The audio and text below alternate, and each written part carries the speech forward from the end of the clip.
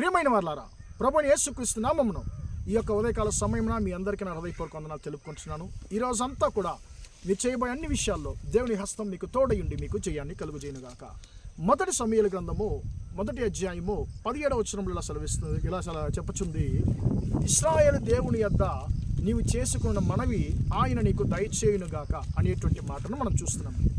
ఈ యొక్క ఉదయకాల సమయాన దేవుడు నిన్ను చూసి ఆయన అంటున్నాడు, నా కుమారుడా, నా కుమార్తె, నీవు నా యొద్ద చేసిన మనవిని నేను నీకు దయచేస్తాను అని చెప్పి అంటున్నాడు. ప్రియులారా, ఈ యొక్క మాట ఏలి అనేటువంటి ఒక ప్రవక్త హన్నా అనేటువంటి ఒక సహోదరికి ఆయన ఇచ్చినట్టు చెప్పిన మాటగా ఉంది. ప్రియులారా, హన్నా యొక్క పరిస్థితి మనందరికి బాగా తెలుసు. హన్నా మనకు బాగా పరిచయమైనటువంటి ఒక వ్యక్తి. ప్రియులారా, హన్నా ఒక మంచి ఒక సమాధానమైనటువంటి జవాబుని దేవుని యొద్ద నుండి ప్రవక్త ద్వారా పొందుకుంది. ప్రియులారా, ఆయన ప్రవక్త ఏమంటున్నాడు, నువ్వు దేవుని దగ్గర ఏదైతే కోరుకున్నావో అది నీకు ఖచ్చితంగా దేవుడు ఇవ్వబోతున్నాడమ్మా, నువ్వు సమాధానంగా నువ్వు వెళ్ళిపోని దేవుడు అంటున్నాడు. ప్రియులారా, ఇలాంటి సమాధానాన్ని, ఇలాంటి జవాబుని ఎలాగ అన్నా పొందుకోగలిగింది మనకు బాగా తెలుసండి.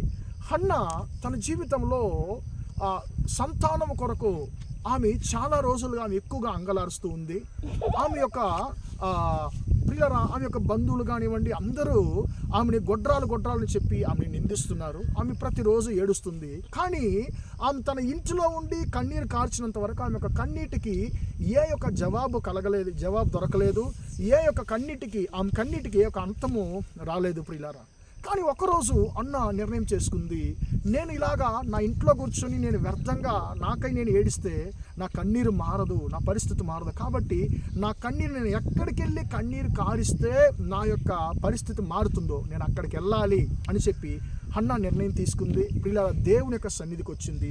దేవుని యొక్క సన్నిధిలో హన్నా మొరపెట్టి తన యొక్క హృదయాన్నంతా కూడా దేవుని యొక్క సన్నిధిలో కృమ్మరించినట్లుగా మనం చూస్తున్నాం. ప్రియులారా, ఈరోజు మన జీవితంలో ఎందుకు మన సమస్యలకు పరిష్కారం కలగడం లేదంటే, ఈరోజు క్రైస్తవులుగా ఉన్న మనము ప్రార్థించడము చాలామంది జీవితంలో, ప్రార్థన అనేది చాలామంది జీవితంలో ఈరోజు మరువబడినటువంటి విషయంగా ఉందండి. చర్చికి వెళ్తాము, వాక్యాలు వింటాము, వాక్యాలు ఏదో 1-2 చదువుతాం, కానీ ప్రార్థన మన జీవితంలో ఉందా అంటే చాలామంది క్రైస్తవుల యొక్క జీవితంలో మీరు చూశారంటే ప్రియులారా, ప్రార్థన చేయడానికి సమయం లేదు. ప్రార్థన చేయడానికి నాకు సమయం లేదు, నేను ప్రార్థన చేయడానికి నేను మోకరిస్తేనే నాకు నిద్ర వచ్చేస్తుంది, నాకు ఎక్కువ మత్తైపోతుంది, నేను చేయలేకపోతున్నానని చెప్పి చాలా సాడీలు చెప్పడము ఈరోజు చాలా సరదాగా అయిపోయిందండి. కానీ మనము టీవీలు చూడడము, మనుషులతో మాట్లాడడము, వేరే పనులు చేయడానికి మనకు చాలా ఆసక్తి ఉంది. ఇతర విషయాల్లో మనం చూపించేటువంటి ఆసక్తిని మనము ప్రార్థనలో చూపించడం లేదనేటువంటి చాలా దుఃఖకరమైన విషయం అండి. కానీ హన్నా ఎప్పుడైతే దేవుని యొక్క సన్నిధికి వెళ్ళి తన హృదయాన్ని కృమ్మరించిందో అప్పుడు ఆమెకి వెంటనే దేవుని ద్వారా సమాధానము ఆమెకి లభించింది. అమ్మా, నువ్వు దేవుని యొక్క సన్నిధిలోని యొక్క హృదయాన్ని కృమ్మరించావు కాబట్టి నువ్వు దేవుని యొద్ద చేసినటువంటి మనవి ఆయన నీకు దయచేస్తాడని చెప్పి దేవుడు వెంటనే ఆమెకి సమాధానాన్ని ఇచ్చాడు.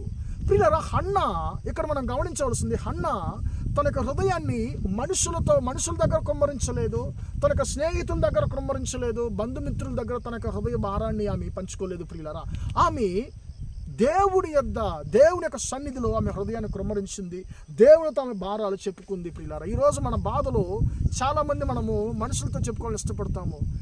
నన్ను ఆదరించేవారు ఎవరు లేరండి, అందుకే మీ దగ్గర చెప్పుకుంటున్నాను నా మనసులో ఉండే బాధలు అని చెప్పి మనుషులతో చెప్పినప్పుడు మనుషులు వింటారండి.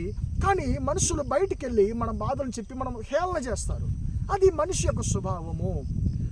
మనుషులతో మన బాధలు పంచుకున్నప్పుడు మనకి ఏ లాభం ఉండదండి. కానీ దేవుని యొక్క సన్నిధిలో వచ్చి మనం ఎప్పుడైతే మన హృదయాన్ని మనం కృమ్మరిస్తామో అప్పుడు ఖచ్చితంగా దానికి ఫలితం ఉంటుంది. కాబట్టి ప్రియులారా, మన హృదయం మనము దేవుని యొక్క సన్నిధిలో కృమ్మరించడం నేర్చుకుందాము. ప్రియులారా, మనకు దేవునితో మాట్లాడేటువంటి ఒక అనుభవం ఉంటే ఖచ్చితంగా దేవుడు మనకు సమాధానము దయచేయగలడు. ఎందుకంటే మన దేవుడు మాట్లాడే దేవుడు. ప్రియులారా, ఆమె ప్రార్థించి దేవుడి యొక్క సన్నిధి నుంచి వెళ్ళిన తర్వాత ఆమె దుఃఖముఖురాలుగా ఉండలేదు అనేటువంటి వచనం కూడా మా యొక్క 1 సమూయేలు 1వ అధ్యాయంలో మనం చూడగలమండి. ప్రియులారా, ఆమె ఒక కుమారుని కొరకు దేవునికి మొరపెట్టింది. కానీ ఒక బిడ్డను కాదు, అనేక బిడ్డలను ఆమెకి దయచేసి దేవుడు ఆమెను ఆశీర్వదించినట్లుగా చూస్తున్నాం.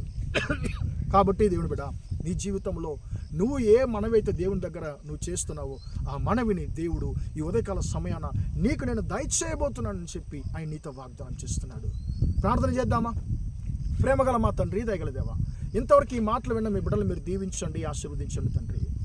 ఇశ్రాయేలు దేవుని యొద్ద నువ్వు చేసిన మనవి ఆయన నీకు దయచేయనుగా కానీ మాట ప్రకారం తండ్రి, ఈరోజు మీ బిడ్డల తండ్రి నీ యొద్ద తండ్రి ఏదైతే నీకు మనవి చేస్తున్నారో తండ్రి, ఆ ప్రతి ఒక్క మనవిని తండ్రి మీ బిడ్డలకు మీరు దయచేయమని ప్రార్థిస్తున్నాము. నజరేయుడైన యేసు నామములో ఈరోజంతా కూడా మీ బిడ్డలు చేసే అన్ని విషయాల్లో మీ హస్తము తోడుని వరకు జయాన్ని కలుగజేయమని యేసు నామంలో ప్రార్థించి అడిగి వేడుకొంటున్నాను తండ్రి.